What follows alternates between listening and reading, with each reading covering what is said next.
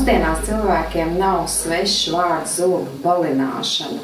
Un informētiem cilvēkiem ir zināms, ka zobu balināšana nav kaitīga jūsu zobiem. Svarīgi ir izvēlēties pareizo balināšanas metodi. Mūsdienās tāda populārākā, drošākā, saudzējošākā zobiem ir zūmu balināšanas sistēma, ko veids kabinetā. Tas aizņem 2 stundu laiku. Uz zobiem tiek uzklāts gēls, un tas tiek aktivizēts ar zilās gaismas spektru. Tā atšķirība no citiem balināšanas sistēmām ir tā, ka gēla sastāvā ir kalcija joni, kas sabaro zobu balināšanas laikā.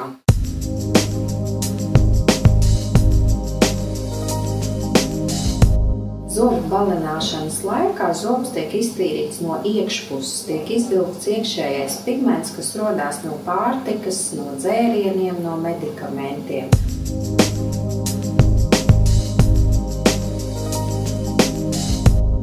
Zūmu balināšanas sistēmā iekšā atrodas kalcija joni šajā balinošajā gēlā. Līdz ar to procedūras laikā zobs ir kā dabīgi attīrās un reizē sabarojās ar kalcija joniem.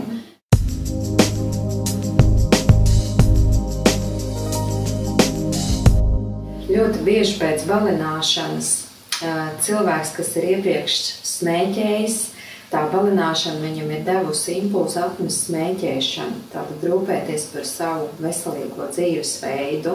Pēc zobu balināšanas noteikti uzlabojās arī mutes dobuma higiēna. Smadzenes mazāk jūtīgākas, mazāk iekaist. Vispār tas higiēnisks kopskats ir daudz patīkamāks.